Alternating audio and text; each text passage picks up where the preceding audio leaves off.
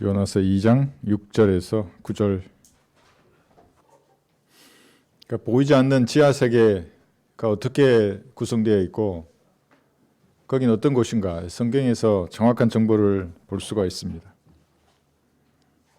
그래서 요나는 그 지하 세계에 들어갔다가 나중에 나와서 아름다운 고백을 하게 됩니다. 그래서 6절부터 제가 읽겠습니다. 내가 산들의 밑바닥까지 내려갔더니 땅이 그 빗장들로 영원토록 나를 막았나이다.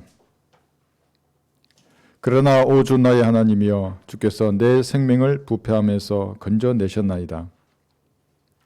내 혼이 내 안에서 기진했을 때 내가 주를 기억하였더니 내 기도가 주께 이르렀으며 주의 거룩한 전에 이르렀나이다. 거짓된 우상들을 섬기는 자들은 그들 자신의 자비를 버리나. 이제 9절 이것이 요나의 고백입니다. 나는 감사의 목소리로 주께 희생제를 드리겠으며 내가 서운한 것을 갚겠나이다. 구원은 주께로부터 오나이다 하였더라. 이 본문을 가지고 요나의 고백이라는 제목으로 말씀을 전하겠습니다. 세상에는 다양한 형태의 고백들이 있습니다. 고백은 마음속에 감추어둔 그 생각을, 사실들을 입으로 말하는 것입니다. 여러분도 고백을 해보셨죠? 연인에게 사랑의 감정을 고백하기도 합니다. 부모님이나 자녀에게 고백하기도 하고 친구나 동료에게 우정을 고백하기도 합니다. 주님 안에서 서로 사랑한다는 고백은 참으로 아름다운 말입니다. 왜냐하면 하나님은 사랑이시기 때문에 거짓 없이 순수한 마음으로 주님 안에서 사랑한다는 말은 참으로 아름다운 말입니다. 그러나 주님 밖에서 사랑한다는 고백은 그건 영원하지 않기 때문에 애처로운 말입니다. 구원받지 않았다면 그 사랑의 정착력은 어디입니까? 지옥에 가는 것입니다. 사랑이 아니라 그건 영원한 이별이 되는 것입니다. 그래서 애처로운 사랑, 가엾고 불쌍한 마음이 되는 것입니다. 구원받았어도 주님 밖에서 저와 연루된 사랑을 하면 그것은 불미스러운 사랑이 됩니다. 불미스럽다는 말은 아름답지 못하고 더럽고 추잡한 것이 됩니다. 특정한 조직의 강령을 고백하기도 합니다. 그래서 군인은 아침에 일어나서 점호를 하면서 계속해서 군인 복무 규율과 같은 이러한 그 조직의 신념을 큰 소리로 복창하게 만듭니다. 군인뿐만 아니라 기업에서도 마찬가지입니다. 공사를 하기 전에 다 모여서 안전구호 같은 것을 외치기도 합니다. 군인이 군인 복무 규율이나 복무 신조를 외치면 이기적이고 불평과 불만으로 가득 찬 20대 초반의 젊은이가 마음속에 국가에 대한 충성심이 생기는 것입니다. 전후에도 생깁니다. 자기밖에 몰랐는데 다른 사람을 배려하게 됩니다. 조국을 위해서 헌신하려는 마음이 그 구호를 외칠 때에 생기게 됩니다. 그래서 군인은 어디 가도 구호를 외치게 합니다. 저도 참 좋아했어요. 그래서 모든 집합할 때 구호를 외치게 하는 겁니다. 벽면을 보면 다 구호들이 적혀 있어요. 가장 무서운 구호는 그 백골부대 구호들이에요. 그 벽에 가면 이렇게 써 있어요. 북괴군의 가슴에 총칼을 박자. 제가 예전에 설교할 때 이걸 썼잖아요. 말씀에 총칼을 박자로 이렇게 제가 썼었어요. 구호를 외치게 하는 것입니다. 구원받은 성도가 하나님의 말씀을 이렇게 복창한다면 무슨 일이 일어나겠습니까? 여러분이 모르는 사이에 주님에 대한 충성심이 솟아나는 것입니다. 성경적 형제가 살아나게 됩니다. 자기밖에 몰랐는데 형제와 자매를 돌아보게 되고 지역교회를 돌아보게 됩니다. 말씀을 사랑하고 기도와 찬양으로 개인적으로 주님하고 교제하고 싶은 마음이 들게 됩니다. 하나님의 말씀이 마음에 가득 차서 입으로 고백할 때 주님은 그 말씀을 단 하나도 땅에 떨어뜨리지 않고 다 들으십니다. 그런데 마음에 말씀이 차지 않고 드라마 대사나 넷플릭스로 차있으면 어떻게 되겠어요? 여러분의 말들은 주님께 올라가지 않는 거예요. 하나님의 말씀이 마음에 그래서 가득 차야 합니다. 그러면 주님께서는 더 많은 은혜로 채워주시는 겁니다. 어떤 종교의 가르침이나 신조, 사도신경을 고백하기도 합니다. 여러분 사도신경 과거에 많이 하셨죠? 예, 저도 많이 했어요. 그러나 그것은 마귀의 주문입니다. 뿐만 아니라 본문에 기록된 것을 되풀이하는 모든 것, 그렇게 말하는 것은 아직 영적인 수건이 그의 얼굴에서 벗겨지지 않은 겁니다. 수건만 보이는 거죠. 그 앞에 있는 실상은 보지 못한 채로. 여기 고린도후서 3장 한번 배워보십시오. 고린도후서 3장 14, 15절에 보시면 무엇을 고백하는데 본문의 낡은 것을 계속 고백하는 거예요. 고린도후서 3장 14, 15절에 보시면 그들의 마음이 완고하여 오늘까지도 옛 언약을 읽을 때에 그와 같은 수건이 벗겨지지 아니하고 남아있으니 그 수건은 그리스도 안에서 없어지는 것이라. 그러나 오늘까지도 모세의 글을 읽을 때에 수건이 그들의 마음을 덮는도다. 구원받으면 영적 침례를 통해서 여러분들은 그리스도 안으로 그때 이미 다 들어갔습니다. 잠겨버렸어요. 예수님의 몸의 일부가 된 것입니다. 그러면 구약을 읽을 때에 마음을 덮고 있던 수건도 동시에 벗겨지는 것입니다. 어떻게 이런 일이 일어나는가? 그것은 예수님의 피의 능력 때문에 그런 것입니다. 그래서 그리스도인들은 괴상한 주문을 반복해서 말하지 않습니다. 뭘 외워두은 거 있잖아요. 이렇게 외운 걸 말하면 뭐예요? 그게 마법사예요. 강신술사예요. 주술사들이나 그렇게 하는 겁니다. 그래서 성경에는 분명히 하지 말라 그래요. 우리 헛된 반복들이에요. 전부 다. 그리스도인은 구약에 기록된 율법을 지키지 않습니다. 다만 자기 안에 거하는 성령과 양심을 통해서 교제하면서 성령의 법 안에 살고자 하는 겁니다. 성령의 법, 자기 양심을 따르려고 합니다. 그러면 율법이 진정으로 요구하는 그 마음의 의도와 동기가 바로 잡히는 겁니다. 율법은 행위를 사실은 논하지만 사실은 동기와 의도를 주인 보시기에 아름다운 것으로 바꾸려고 하는 것입니다. 율법은 도둑질을 해야 죄를 범하는 것이지만 성령의 법은 도둑질할 마음을 먹을 때에 죄가 성립하게 됩니다. 성령께서 양심의 찔림을 그 성도에게 주는 것입니다. 성도는 이것을 알고 생각으로 죄의 유혹을 수용한 것을 자백하여 버림으로써 율법보다 훨씬 더 높은 의의 수준에서 살아가는 것입니다.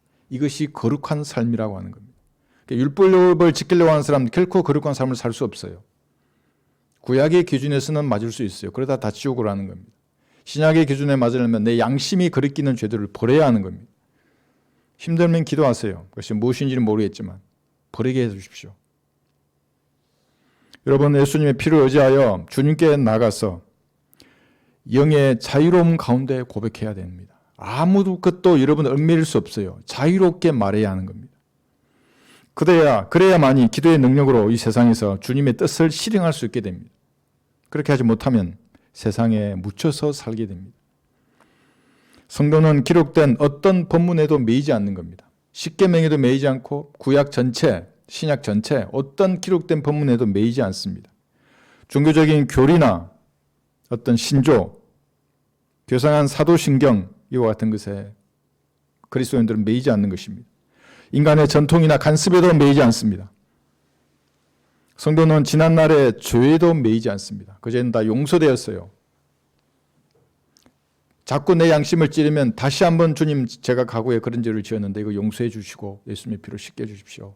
다시 반복하지 않을 힘을 주십시오. 이렇게 하면 되는 겁니다. 사람의 평판에도 매이지 않고 세상의 어떤 기준에도 속박되지 않는 것입니다. 재산이 많고 적음에도 매이지 않고 내가 어떤 질병을 가지고 있더라도 매이지 않고 자유롭게 주님 앞에 말하는 것이 성도입니다.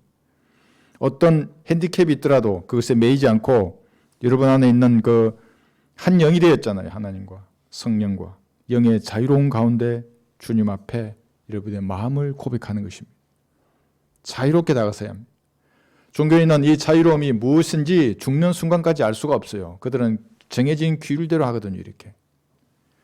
성도는 영의 자유로운 가운데 하나님 앞으로 나아가서 마음속에 숨은 생각을 사실 그대로 고백해야 하는 것입니다. 숨기거나 허황된 말을 장황하게 할 필요가 전혀 없습니다. 그래서 진지하게 주님 앞에 말하는 것입니다. 여러분의 헌신을 고백해야 합니다.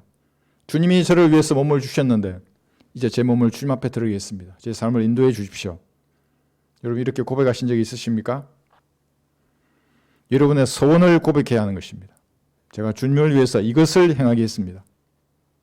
이것을 만들겠습니다. 북한에 전도지를 보내겠습니다. 그것이 반성경적이지 않으면 주님께서 그걸 들으신다고요. 이것을 실행할 수 있도록 주님 길을 열어주십시오.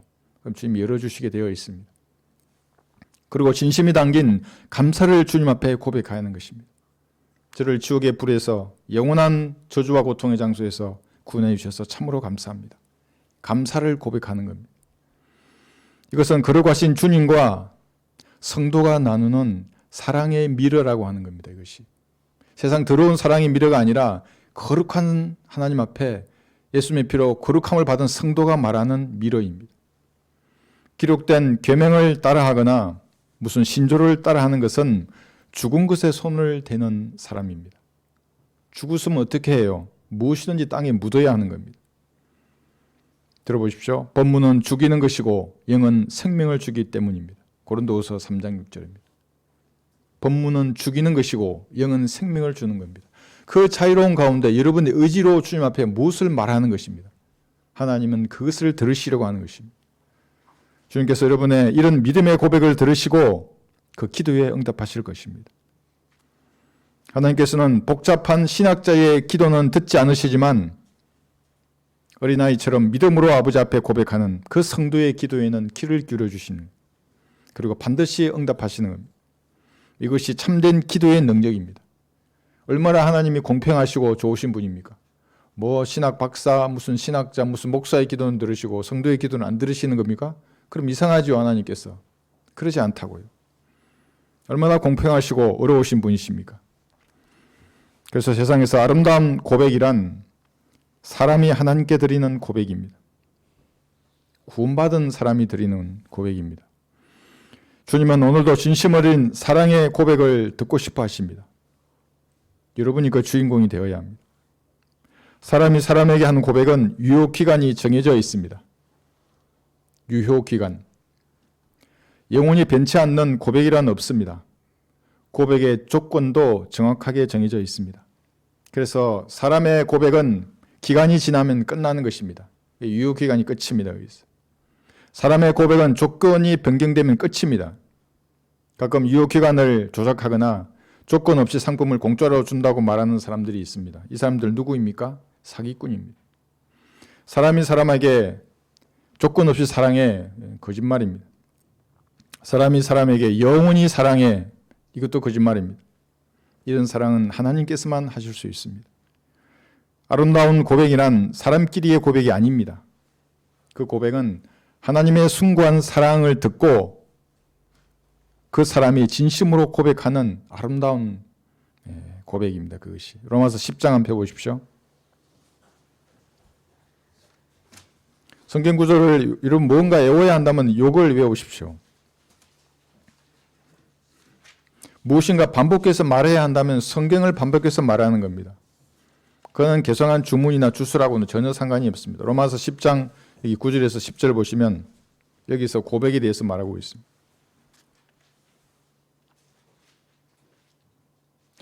내가 내 입으로 주 예수를 시인하고, 예수님이 주님이에요. 그러니까 하나님이란 말입니다. 우주를 창조하신 분입니다. 또 하나님께서 그를 죽은 자들로부터 살리신 것을 내 마음에 믿으면 구원을 받으리라. 마음에 믿으면 그때 구원받는 거예요. 아직 말하지 않더라도. 그러니까 벙어리 말하지 못하는 분들은 마음으로 믿을 때 구원받는 겁니다. 10절에 있는 사람이 마음으로 믿어 의에 이르고 이미 구원받는 거예요. 입으로 고백하여 구원에 이르기 때문이라. 왜 입으로 고백해야 한다는 말을 이게 해놨을까요? 입이 있으면 말하라는 겁니다. 하나님 앞에. 아름다운 고백이라는 자신이 진심으로 죄인임을 시인하고 지옥의 두려움 앞에 떨며 십자가의 보혈로 죄가 용서된 사실을 믿는 것입니다. 그리고 진지하게 영적 기도를 따라서 하는 그 믿음의 고백입니다. 머리로 알거나 입으로 따라서 해도 아무 소용이 없습니다. 하나님께서는 그런 사기꾼에게 결코 속지 않으십니다. 아름다운 고백을 듣는 성도는 기쁨으로 충만해집니다. 그래서 이것을 구령의 기쁨이라고 하는 겁니다. 세상 사람들은 자기들도 말하잖아요. 사촌이 땅을 사면 배가 아프다고. 그리스도인들은 죄인이 구원받으면 기뻐하는 것입니다. 죄인이 사는 것을 기뻐합니다. 예수님께서 지옥에 가야 할 자신을 대신하여 죽으시고 부활하신 사실을 마음으로 믿으면 구원을 받습니다. 마음으로 믿는 것입니다. 그리고 입이 있으면 주님께 고백해야 합니다. 말할 수 있다면 주님께 자기 마음에 가득 찬 것을 고백해야 합니다. 하나님 아버지, 지옥에 갈 수밖에 없는 저를 위하여 십자가에 피 흘려주셔서 감사합니다. 그리고 부활하신 주님께 이런 고백을 하게 해주셔서 감사합니다. 이 악한 세상에서 믿음의 선한 싸움을 싸우게 해주십시오. 그래서 승리함으로 주님 앞에 영광 돌리게 해주십시오. 이런 고백을 해야 하는 겁니다. 구원받을 때 고백이 있고, 그러니까 구원받은 다음에 영적인 전쟁에 내가 뛰어들겠습니다. 주님 함께 해주십시오 라고 하는 이런 고백을 해야 할 때가 있습니다. 성숙한 믿음의 고백입니다. 구원받은 다음에 헌신했을 때 하는 고백입니다. 이것은 아기가 옹알이를 끝내고 말하는 것과 같습니다. 계속 옹알이만 하면 어떻게 해요? 세월이 흘러서 초등학교, 고등학교, 대학교를 다니는데도 청년이 아기 때의 옹알이를 계속하게 한다면 부모의 마음은 아픈 것입니다. 구원받은 성도 역시 영적으로 성장해서 믿음의 선한 싸움을 싸우고 영원한 생명을 붙잡겠다고 고백해야 합니다. 디모데전서 6장을 펴보십시오.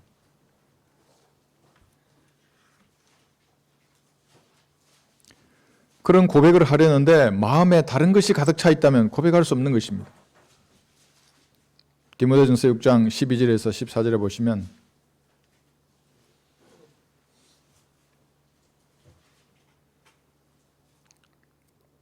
(12절부터) 믿음의 선한 싸움을 싸우라. 영원한 생명을 붙잡으라. 이를 위하여 내가 부르심을 받았고 많은 증인들 앞에서 선한 고백으로 고백하였느니라. 만물을 살리시는 하나님 앞에서와 폰티오 빌라도 앞에서 선한 고백으로 증거하셨던 그리스도 예수 앞에서 내가 너에게 명하노니 우리 주 예수 그리스도께서 나타나실 때까지 흠없고 책망받을 것이 없이 이 명령을 지키라 그랬어요. 여러분은 여러분의 육신을 상대로 싸우지 않으면 주님께 선한 고백을 할 수가 없습니다. 죄를 짓는 것보다 더 큰 죄가 무엇입니까? 그것은 죄를 숨기는 것입니다. 자기 의지를 사용해서 보호의 능력으로 죄가 쉽게 지는 것을 거부하는 죄가 더 무서운 죄입니다. 용서해 주신다 그랬잖아요. 구원받은 다음에 그릇기는 죄들 양심에 자백하면 용서해 주신다고요. 근데 그걸 안 하고 있는 이 죄가 더 무서운 죄입니다. 왜냐하면 이 죄들이 장성하면 구원받은 그리스도인인데도 불구하고 약하거나 병들거나 먼저 하늘나라에 갈 수 있기 때문에 그런 것입니다. 그래서 양심이 뭐를 찌르면은 변명하지 말고 죄라고 자백하고 주님 앞에 말하면 되는 겁니다. 용서해달라고. 여러분의 의지를 사용해서 갈보리 십자가 앞으로 나가서 양심에 알려진 그 모든 불길하고 더러운 죄들을 예수님의 피로 씻어내야 합니다. 그렇게 하지 않으면 믿음의 선한 싸움에서 패배자가 될 것입니다. 평생 시궁창을 벗어나지 못한 채 주님 앞에 불미스러운 모습으로 살아가게 될 것입니다. 불미스럽다는 것이 더럽고 추잡한 모습입니다. 물론 지옥에는 가지 않습니다. 성도는 선한 싸움을 싸우면서 영원한 생명을 붙잡아야 합니다. 이것이 구원받은 성도가 구원 이후에 해야 할 믿음의 고백입니다. 세상의 것을 놓아야 붙잡을 수 있습니다. 여러분이 선물로 받은 영생을 붙잡지 않는다고 해서 주님께서 그 선물을 빼앗아 가지는 않으십니다. 그러나 여러분이 무엇을 붙잡고 있는지 주변 사람들이 다 알고 있습니다. 여러분이 무엇을 붙잡고 있는지 주님께서도 아십니다.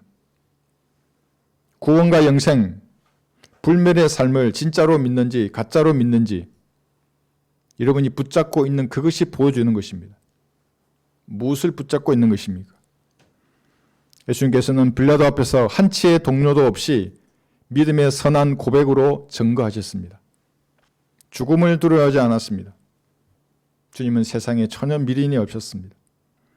여러분도 주님께서 나타나실 때까지 믿음의 선한 고백을 끝까지 붙들어야 합니다. 자기 믿음의 고백이 가진 그 유효기간이 고작 한 달밖에 안 된다면 얼마나 부끄러운 일입니까? 내 믿음의 유효기간이, 그 고백의 유효기간이 2달이나 1년이나 2년밖에 되지 않는다면 부끄러운 것입니다. 자기 믿음의 고백이 가진 조건이 고작 이 땅에서 잘 먹고 잘 사는 것이라면 이것은 참으로 부끄러운 조건입니다. 이 만사 형통 교회에서나 하는 조건이지 않습니까? 상황이 어떠하더라도 여러분의 믿음의 고백은 흔들리지 않아야 하는 것입니다. 여기 디도서 1장 한번 보십시오.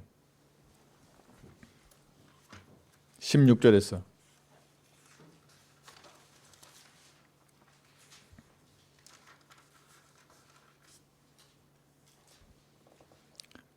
디도서 1장 16절.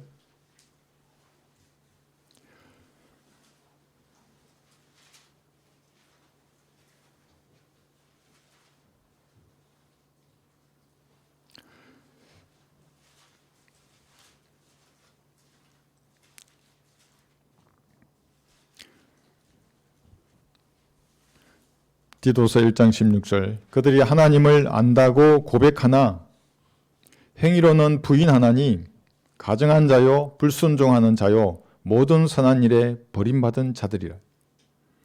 세상에 얼마나 많은 사람들이 자기도 하나님을 안다고 말하는 것입니까? 기독교뿐만 아니에요. 하나님을 믿는 많은 종파들이 있어. 알라신도 하나님을 믿는 사람들이에요. 다 안다고 말하죠, 그 사람들이. 그런데 코란을 들고 있어요. 이 부인하는 자들이에요. 그런데 변개된 성경을 들고 있어요. 그건 성경이 하나님이 아니에요, 그 사람들은. 이런 버림받은 자들에게 바울은 12절에서 항상 거짓말쟁이들이라고 말합니다. 악한 짐승들이라고 말하고 게으른 탐식가들이라고 엄하게 꾸짖습니다. 이들은 14절에서 꾸며낸 이야기를 좋아한다고 말하고 있습니다. 그래서 이 사람들은 항상 세대적 진리를 가르치는 학자들이, 그런 믿음의 선진들이 찾아낸 그 보화와 같은 진리의 지식에다가 인간의 말을 섞어서 만들어내는 겁니다. 한글 킹제임스 성경의 단어를 비교함으로써 얻는 향상된 진리의 지식을 거부합니다. 그래서 종교 정의들이 쓴 책과 성경을 섞어서 꾸며낸 이야기를 만들고 전파하는 자들입니다. 사람들이 이것을 좋아서 수십 수백만 명이 이들을 따라가는 것입니다. 너무나 그럴듯하게 소설을 만들어내는 겁니다. 성경에서 조금 따오고 나머지는 전부 자기 생각들이에요. 한국 사람이 영어 성경으로 달려갑니다. 한국 사람이 히브리어 헬라어 성경의 미로에 빠져서 평생을 방황하면서 교인들을 사람의 계명의 길을 기울이게 만드는 것입니다. 전부 사람이 만든 것들이에요, 그것은. 이 시대에 얼마나 많은 교인들이 하나님을 안다고 입술로 고백합니까? 1천만 명 이상이에요, 기독교인만 하더라도. 오늘도 멋지게 차려입은 옷과 웅장한 교회 건물에 모여서 사람들은 하나님을 안다고 고백하면서 경배를 드리고 있습니다. 그들의 음향 효과를 한번 보세요. 저도 마음이 쿵쿵거린다고요. 그거 들으면은 그 리듬감 멜로디가 그대로 뇌에 들어오기 때문에. 청중을 압도하는 그 목사의 꿀 떨어지는 목소리. 그들이 주님을 입으로는 그렇게 고백하지만 마음은 주께로부터 저희 100km도 더 떨어져 있는 사람들입니다. 그래서 아무리 하나님을 불러도 응답할 수가 없다고요. 그렇게 멀리 떨어져 있는데 어떻게 응답하겠습니까? 목사의 자력들도 너무나 아주 화려합니다. 그런데 은혜의 복음을 전해서 사람의 혼을 이겨오는 능력은 전혀 없습니다. 은혜의 복음을 흉내만 낼 뿐입니다. 그들의 설교나 전도지는 죽은 파리 새끼 한 마리를 움직이지 못합니다. A4지 한 장을 뚫지를 못해요. 그저 성경에 관한 글일 뿐이고 하나님에 관한 설교일 뿐입니다. 하나님에 대해서는 말하지 않아요. 그냥 관한 겁니다. 마귀들도 이런 책들을 수없이 출판합니다. 마귀의 종들은 유튜브에 출연해서 오늘도 하나님에 관해서 말하는 것입니다. 하나님이 아닙니다. 그것은 모두 버림받은 사람들입니다. 말씀의 나를 시퍼렇게 세워서 사람의 혼과 영, 관절과 골수를 찔러 가르는 그 능력의 말씀은 다 사라져버렸습니다. 입술로는 하나님을 안다고 고백하나 행위로는 부인하는 버림받은 사람들입니다. 히브리서 10장을 한번 보십시오.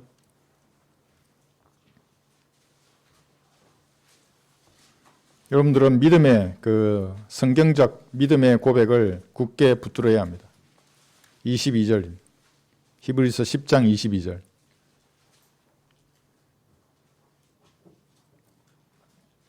히브리서 10장 22절 23절.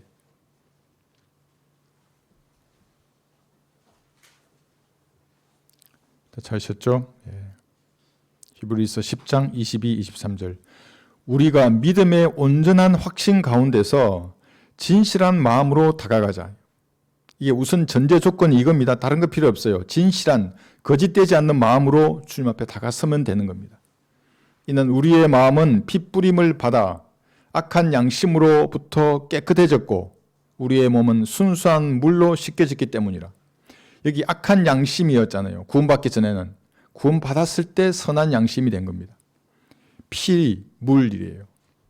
이 물은 세례가 아닙니다. 침례도 아니에요. 그럼 이게 뭡니까? 한번 들어보십시오. 그 병사들 중 하나가 창으로 주의 옆구리를 찌르니 거기서 피와 물이 나오더라예요. 이게 요한복음 19장 34절입니다. 창으로 찔렸던 예수님의 옆구리에서 피도 나왔고 물이 함께 나왔습니다.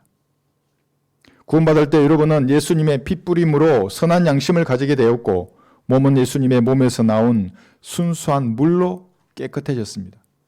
다 씻겠다고요.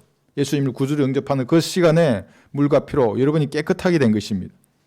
온갖 불결하고 더러운 종류로 가득 찬 세상 죄인이 예수님을 구주로 영접하였더니 과거에 예수님의 몸에서 나온 물과 피로 정결하게 된 것입니다.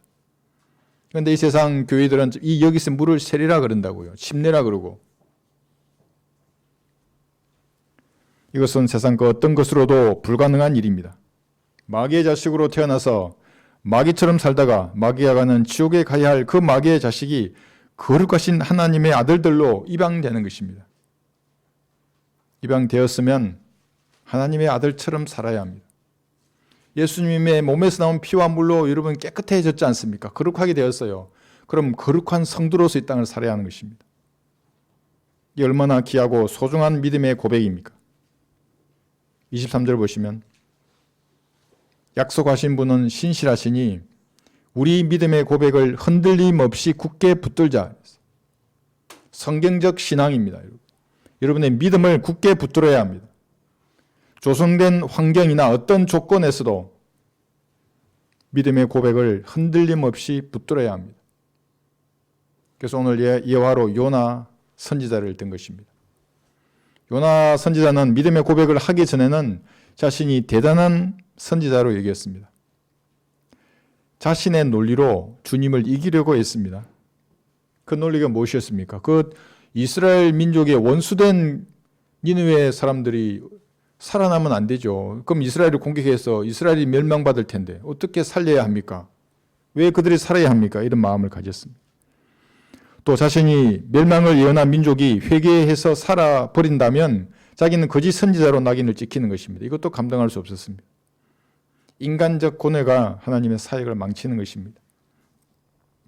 저도 처음에 북한에 전도지를 전하라고 기도 가운데 제 마음속에 주님 확신을 주셨을 때 제 논리로 이겼어요. 처음에 한 며칠간은. 왜냐하면 준비된 사람을 제가 보느라 그러시고 준비된 사람을 쓰십시오. 많이 가지고 좋은 환경을 가진 사람들이 있지 않습니까? 주님 보시다시피 저는 아무것도 없습니다. 그러니까 더 이상 양심에 부담을 주지 않으세요. 그러니까 난 정말 내 논리로 이긴 줄 알았어요. 맞잖아요. 아무것도 없는데 뭘 하라는 말입니까? 그러니까 너무 좋아가지고 우리 집 앞에 롯데리아 햄버거 사 먹으러 쫓아갔잖아요. 이겼다고 생각하고 이제 또 내가 아주 편하게 살 수 있겠어 이렇게 갔는데 뒷거리 창조주와 싸우느냐 그랬어요. 내 마음속에. 와, 못 먹겠어. 이거 가다가 돌아온 거예요. 집에 돌아와서 내가 기도했어 주님 앞에. 그러면 지혜를 주십시오. 그래야 내가 뭘 만들고 이렇게 하지 않습니까? 사람을 만나게 해주시고 환경을 조성해 주십시오. 이렇게 기도해서 북한에 사역이 시작이 된 것입니다. 요나는 하나님의 명령이 무엇인지를 인지했음에도 불구하고 신장을 도망쳐서 정반대 방향으로 내려갔습니다. 이후에도 계속해서 아래로 추락했습니다. 그러니까 구원받은 성도는 이제 알아요. 하나님을. 도망갈 수 없어요. 어디로 도망가겠어요? 술집으로 도망가요. 도망갈 필요 없어요. 계속 얘기해요. 하나님. 뒷골목에 쓰러져 있어도 얘기한다고요. 뭐 어떤 세상 쾌락도 내 안에 계신 주님께서 말씀하시는 것을 막을 수가 없다고요. 그러느니 다 벗어버리고 하나님 앞으로 나가는 겁니다. 처음에는 요파로 내려갔고 다음에는 배의 갑판으로 내려갔습니다. 그 다음에는 배의 미층으로 내려갔고 그 다음에는 또 앉아있다가 누웠어요. 잠이 들었습니다. 요나의 몸은 바다에 던져져서 고래 뱃속으로 내려갔고 죽은 요나의 혼은 지구의 가장 밑바닥에 있는 지옥에까지 내려갔습니다. 그래서 계속해서 추락하는 겁니다.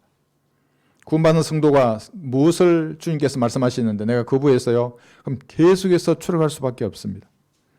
하나님의 명령에 순종하지 않는 사람이 비록 외형적으로는 성장할지도 모릅니다. 올라가자 그러잖아요. 뭐 건배사도 그러잖아요. 뭐 올라가자 그러고 올라가는 것 같죠. 그러나 영적으로는 끝없이 추락하는 것입니다.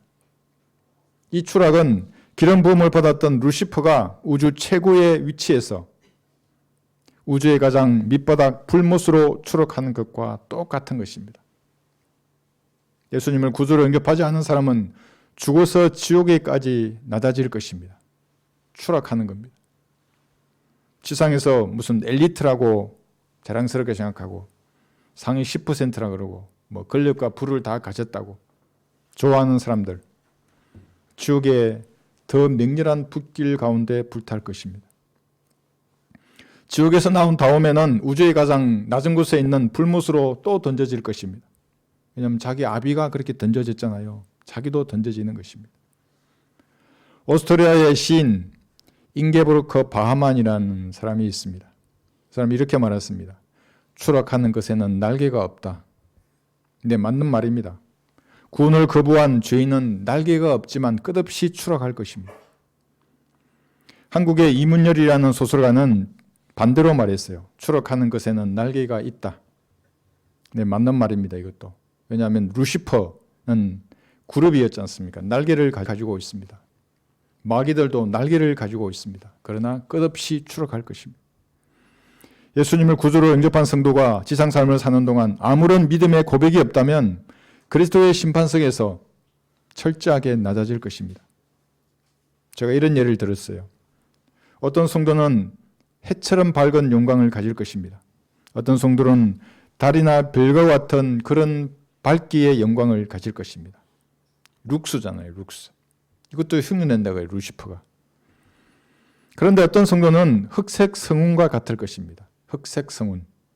실제 있는 겁니다. 말머리 성운, 코끼리 성운, 코끼리 코 성운, 파이퍼 성운, 흑색 성운이에요. 어떤 사람은 해처럼 밝은데, 달이나 별처럼 밝은데, 어떤 성도는 흑색 성운처럼 어두운 영광을 가지는 겁니다. 상대적인 겁니다, 이게. 믿음의 고백으로 주님과 여러분이 어떤 사랑의 미래를 속삭였는지 주고받은 사람만 아는 겁니다. 그래서 어떤 찬송가는 우리 서로 받은 그 사랑은 알 사람이 없도다라고 말합니다. 말해줘도 몰라요. 서로 야만이 되는 겁니다. 그건 주님과 여러분만이 아는 것입니다. 여러분은 이런 믿음의 고백을 주님께 하신 적이 있으십니까? 네, 없다면 오늘 다시 하십시오. 요나는 고래 뱃속에서 기진해서 죽어갈 때에야 기도했습니다. 요나는 지옥의 불길 속에서 두려움과 공포로 절망했을 때 고통 속에 기도했습니다. 그러나 여러분들은 오늘 각자의 자리에서 주님께 믿음의 고백을 할 수 있습니다. 유튜브로 동참하시는 성도들도 그 자리에서 주님 앞에 믿음의 고백을 할 수 있습니다. 우리 아직 전쟁이 일어나지 않았지 않습니까? 평화의 때입니다. 얼마나 감사한 일입니까? 다른 데는 다 전쟁하자요. 난리잖아요, 거기는. 아직 여러분은 고래 뱃속에도 들어가지 않았습니다. 땅의 심장에도 들어가지 않을 것입니다. 호흡이 있는 지금 믿음의 고백을 주님께 드려야 하는 것입니다. 향기로운 제물입니다. 주님은 사실 이것을 원하셨어요. 마음으로 주님을 높여드리는 겁니다. 그래서 마귀가 이런 믿음의 고백을 하는 성도들을 보면 근처에 가지도 못하는 겁니다. 다만 주님만을 의뢰하고 내 마음에 있는 것을 주님 앞에 사실 그대로 말하는 것입니다. 요나서 2장 한번 볼까요? 본문 한번 펴보십시오. 6절에서 8절까지.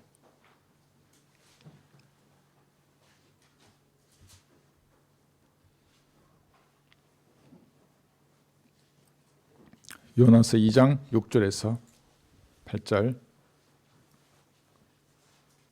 내가 산들의 밑바닥까지 내려갔더니 땅이 그 빗장들로 영원토록 나를 막았나이다. 그러나 오 주 나의 하나님이여 주께서 내 생명을 부패함에서 건져내셨나이다. 내 혼이 내 안에서 기진했을 때 내가 주를 기억하였더니 내 기도가 주께 이르렀으며 주의 거룩한 전에 이르렀나이다. 거짓된 우상들을 섬기는 자들은 그들 자신의 자비를 버리나 이렇게 했습니다. 하나님의 자비는 어디에 나타났습니까? 갈보리 십자가에 나타났습니다. 다른 곳에서 공의로우신 주님의 자비를 찾는 자들은 하나님의 자비를 버린 자들입니다. 자비란 뭡니까? 내가 마땅히 받아야 할 죄의 삭스를 받지 않는 겁니다. 어디에 그게 있습니까? 갈보리 십자가 외에는 없는 것입니다. 교회에도 없습니다. 성당이나 사원이나 절간에도 없습니다. 목사나 중이나 신부나 어떤 대학 교수나 유튜버에게도 하나님의 자비는 없습니다. 죄인이 죄의 삭스를 탕감받아 자비를 얻을 유일한 곳은 갈보리 십자가입니다. 이 사실을 믿어 하나님의 자비를 얻었다면 지상 삶을 살아가는 동안 어려움 속에서 자비를 구할 곳도 갈보리입니다. 그래서 여러분 어렵잖아요. 그러면 주님 앞에 기도할 때에 주님 제가 갈보리 십자가를 의지해서 이 자리에 나왔습니다. 그리고 기도를 시작하는 겁니다. 갈보리 십자가입니다. 그 앞에 나가서 겸손하게 주님의 자비를 구하면 하나님께서 여러분의 허물을 덮으시고 믿음의 고백에 귀를 기울이시는 겁니다. 그리고 반드시 기도에 응답하십니다. 다시 여기 9절 보시면 요나서 2장 9절 이제 요나의 믿음의 고백이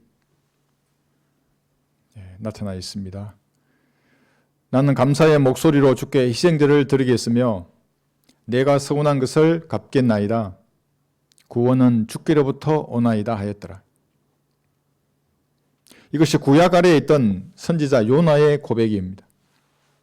죄를 지으면 언제든지 지옥에 던져질 수 있는 그런 구약 성도의 고백입니다. 그래도 잘했죠. 구약 성도인데도 불구하고. 그렇다면 신약 아래 예수님의 피로 죄가 모두 제거되고 예수님 몸의 일부가 된 여러분의 신앙 고백은 무엇입니까? 똑같지 않습니까? 지옥에서 구원받았지 않습니까? 그런데 그것이 무엇이든지 여러분 진실하게 주님 앞에 고백해야 합니다. 여러분은 구약의 어떤 성도보다 어떤 선지자보다도 더 귀한 약속을 받은 신약의 성도이기 때문에 그렇습니다. 여러분이 주님과 맺은 약속이 뭡니까? 예수님의 피로 맺은 약속이에요. 이게 언약이라고 하지 않습니까? 예수님의 죽으심으로 영원히 유한 약속 아래 있는 것입니다. 요나보다도 그래서 여러분 훨씬 뛰어난 겁니다. 요나의 고백은 먼저 감사를 드렸습니다. 지옥에서 구원받고 고레배 속에 있다가 육지로 나와 호흡을 했을 때 요나는 얼마나 감사했겠습니까? 숨을 쉬는 것이 이렇게 좋구나. 요나는 그때 알고 진정으로 감사를 드렸을 것입니다. 지옥에서 불타다가 나왔는데 얼마나 감사를 드렸겠어요. 그런데 이런 요나는 박능쿨 하나 때문에 불평하며 화를 냈습니다. 볼까요? 요나서 여기 보시면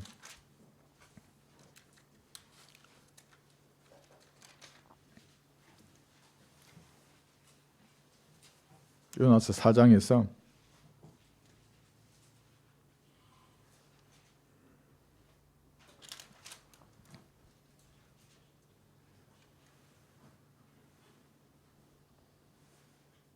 여기 9절 보세요. 9절 요나서 4장 9절 하나님께서 요나에게 말씀하시기를 내가 그 박능쿨로 인하여 화를 내는 것이 잘하는 것이냐 하시니 그가 말하기를 내가 죽는다 할지라도 성내는 것이 잘한 일이옵니다 하더라 했어요. 대단하죠 요나가죠. 대단해요. 근데 이것이 구약 성도의 한계입니다. 여러분 훨씬 뛰어나다고요. 신약 성도는 뭐라 그러냐면 제 말 들어보십시오. 모든 일에 감사하라. 이것은 그리스도 예수 안에서 너희에 관한 하나님의 뜻이니라. 데살로니가전서 5장 18절입니다. 왜냐하면 요나는 자기 안에 성령 하나님이 떠나지 않는 신약의 성도가 아니에요. 여러분 하나님이 여러분 몸 안에 들어와 계신 것입니다. 그래서 모든 일에 감사할 수 있습니다. 혼자서 감당하기 어려운 슬픔이 물밀듯이 몰려올 때도 있습니다. 남자들은 말하지 않잖아요. 고통으로 인하여 잠들지 못하는 긴긴 밤이 찾아올 수도 있습니다. 때론 장래일이 가리워 눈앞에 보이지 않을 때도 있습니다. 지옥에서 구원받고 영생을 보장받은 성도가 이런저런 이유로 불평하고 주님께 화를 내는 것이 여러분 합당하다고 생각하십니까? 요나는 그럴 수 있어요. 구약 성도니까. 신약의 성도는 환경이나 조건이 그러면 그럴수록 더 뜨거운 눈물로 기도로 주님께 간절한 사랑의 미래를 속삭여야 합니다. 그걸 원하시는 거예요, 주님은. 그것은 하나님과 여러분만이 아는 고백입니다. 종교인들은 이것이 지금 무슨 말인지를 알 수가 없습니다. 어려워요, 환경이. 힘들어요. 그러면 주님 앞에 더욱 간절하게 말하는 겁니다. 속임없이, 속이지 말고. 슬픔이 그걸 정화시키는 겁니다. 그래서 슬픔을 허락하는 겁니다, 하나님께서. 사람들의 비방과 멸시로 가슴이 아플 수도 있습니다. 진리를 실행하는 것으로 인하여 깊은 고독과 외로움 속으로 팽개쳐질 수도 있습니다. 아무도 없어요. 진리를 실행하기 시작하면 지인들이 떠나가게 되어 있는 것. 가족들이 외면한다고요. 그러나 이 모든 상황에서도 모든 일이 합력해서 선이 된다는 말씀을 믿는 성도는 주님께 감사할 수 있습니다. 다만 자신이 할 수 있는 최선을 다할 뿐입니다. 고린도후서 4장 한번 펴보십시오. 고린도후서 4장 14절.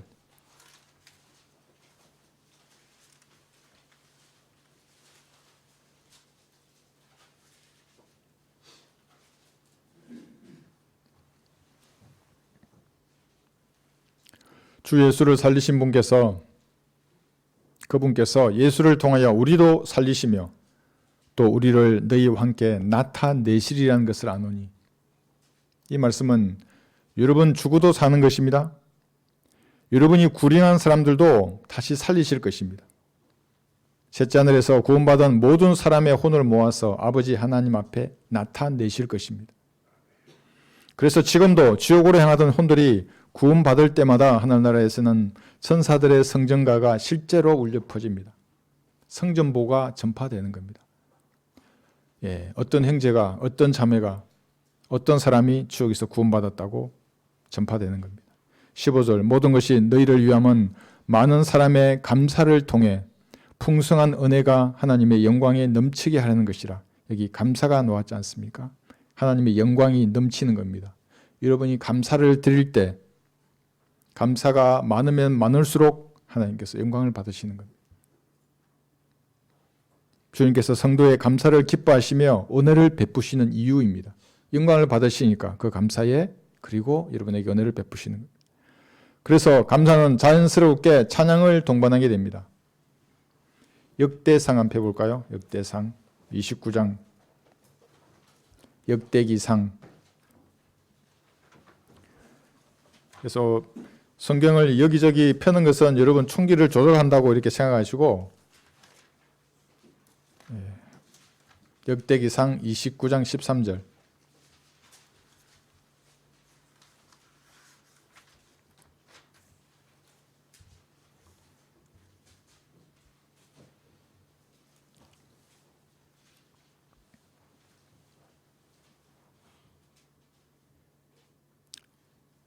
역대기상 29장 13절 우리 하나님이여 그러므로 이제 우리가 주께 감사드리고 주의 영광스러운 이름을 찬양하리이다.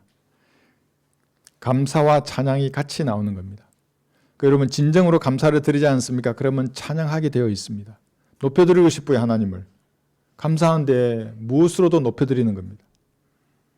그래서 찬양은 감사하는 입술의 열매라고 하는 겁니다. 들어보십시오.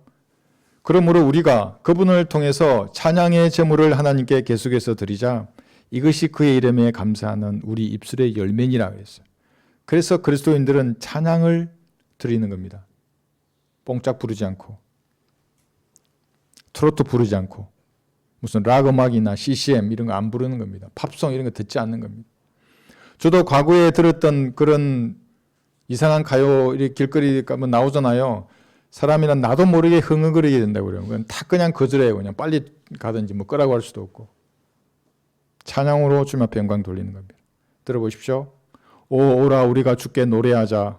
우리가 우리 구원의 반석을 향해 즐겁게 부르자. 감사함으로 그의 면전으로 나아가며 시로 그에게 즐겁게 부르자요. 시편 95편 1, 2절입니다. 그러니까 여러분들이 감사를 드리면 이렇게 찬양을 드리고 싶고 듣고 싶고 흥얼거리게 되어 있습니다.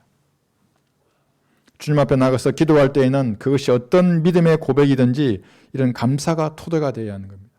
요나처럼 불평하면서 주님 앞에 말하면 주님도 그 다음에 또 질문해요. 그럼 할 말이 없어서요. 말의 뉘앙스를 사람만 아는 것이 아닙니다. 다 다르지 않습니까? 그죠? 이런 똑같은 말이라도 어감이 다른 것입니다. 그 미묘한 차이를 사람도 알듯이 주님도 여러분의 고백의 이면에 있는 그 마음을 다 아십니다. 가짜로 고백하는가 진짜로 고백하는가를 아시는 것입니다. 진심 어린 감사의 고백은 주님을 위해서 무엇인가 보답하려고 하게 됩니다. 그래서 그 다음 이어지는 것이 소원이라고 합니다. 시편 50편 한번 펴보십시오.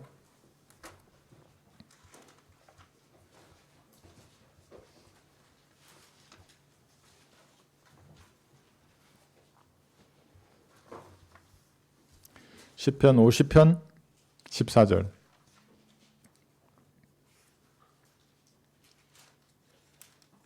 (13절부터) 보시면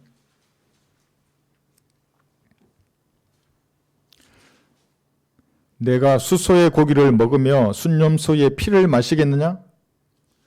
그러니까 주님은 구약의 제사를 더 이상 받지 않으십니다. 구원받기 위해서 드리는 어떤 행위도 받지 않으십니다. 그죠? 예, 지금은 하나님의 피로 다 이루신 사실을 믿어야 받으시는 겁니다. 하나님께 감사의 제사를 드리며 지극히 높으신 분께 내 소원들을 갚고 고난의 날에 나를 부르라. 내가 너를 구해낼 것이요 너는 나를 영화롭게 하리라 했어요. 시편 501호 이게 뭐냐면 아마 다 아시는 분들 아실 거예요. 하나님을 부르는 전화번호래요. 그래서 저는 1985년에 입대했는데 5월에 종교행사 갔잖아요. 교회 가면 초코파이 진짜 줘요. 그러니까 정말 너무 맛있어요. 초코파이. 그래 가서 그날도 서 있는데 이게 전화번호라는 외우라는 거예요. 그래서 외웠어요. 시편 501호. 근데 이 구절뿐만 아니라 앞에 뒤에 있는 것도 같이 말해줬으면 나 그날 구원받았을 텐데. 그로부터 한 3년 지나야 구원받았거든요. 근데 그때 군대생활 하다 죽었으면 어떻게 됐을 거예요? 전 지옥에 갔겠죠. 예수님의 피로 여기 있잖아요. 순념소의 피를 마시지 않는다고 이제는 신약에서는 이 피로 네 죄가 용서되었다고 믿으라 그랬으면 되는데, 그죠? 그리고 감사드리고 네가 뭔가 한다 그러면 하나님 앞에 소원을 하라고 그리고 불러야 하는 거예요. 이게 조건이 충족돼야 주님 응답하시죠. 고난의 날에 예수님의 피도 믿지도 않고 감사도 하지 않고 아무런 행동에 변화도 없는데 고난 날에 아무리 불러봐요. 하나님 응답하지 않으신다고요. 제가 너무 속았어요. 전화번호는 잘 외웠는데 그 의미를 몰랐던 겁니다. 주님의 사랑에 무엇인가를 보답하려는 소원은 주님께 손을 드는 것과 같은 것입니다. 이렇게 손 드는 것입니다. 이것은 군대에서 상관에게 손을 들고 격려하는 것하고 똑같습니다. 이렇게 엄숙하는 겁니다. 이것이. 엄숙하고 진지하며 마음에서 우러나오는 충성심, 자발적인 복종과 군인 정신의 표현입니다. 소원도 이와 같은 것입니다. 저는 장난스러운 격려를 너무너무 싫어했습니다. 저는 처음 부대 부임하자마자 격려하면 손을 안 내렸어요. 일부러. 보통 보면 충성이라고 이렇게 하고 끝내고 내리고 가잖아요. 그럼 아니야. 이거 다시 오라고. 내가 손 안 내린다고. 눈을 쳐다보고 이렇게 나와야 돼요. 자발적인 충성심, 복종심. 내 마음이 표현돼야 된다고 손 드는 것이에요. 소원도 이와 같은 것입니다. 여러분은 지금까지 성경을 올바로 나누어 공부했습니다. 경배에 참여하고 지옥교회를 섬기고 있습니다. 주님께 영광을 돌리는 것입니다. 지금 여러분이 어떤 소원을 하더라도 그것은 반성경적인 소원을 하지 않을 것이라고 저는 확신합니다. 오늘 하나님께서 여러분에게 주시는 감동대로 무엇인가 소원하는 시간이 되어야 합니다. 믿음의 고백을 드리는 시간이 되어야 합니다. 저를 구원하여 주신 주님, 제가 주님을 위해서 이렇게 살겠습니다. 제가 이것을 행하겠습니다. 저를 구원하신 주님께 영광 돌리게 해 주십시오. 이런 고백이어야 합니다. 자원하여 드리는 이런 믿음의 고백을 주님께서는 기뻐 받으실 것입니다. 어떤 환경이나 세파 가운데서도 굴하지 않고 주님을 위해서 이것을 실행하겠다고 하는 그런 고백의 시간이어야 합니다. 한번 들어보십시오. 그가 어떻게 주께 맹세하였고 야곱에 능하신 하나님께 소원하였는지 기억하소서. 시편 132편 2절입니다. 그러니까 주님은 여러분의 믿음의 고백, 이 소원을 기억하고 계시는 겁니다. 여러분들은 잊을지라도 하나님께서는 여러분의 믿음의 고백을 결코 잊지 않으십니다. 다만 엄숙하고 진지하게 마음에서 우러나오는 주님에 대한 감사와 충성, 복종의 마음을 입으로 고백해야 합니다. 그러면 여러분도 요나 선지자처럼 구원은 주께 있다고 고백할 것입니다. 지옥에서 구원을 이미 여러분 받았습니다. 지상 삶을 사는 동안의 그 도움, 그 구원은 주께 있는 것입니다. 들어보십시오. 그러나 의인들의 구원은 주께 있으니 그는 고난의 때에 그들의 힘이시라. 주께서 그들을 도우시고 그들을 구하시리라.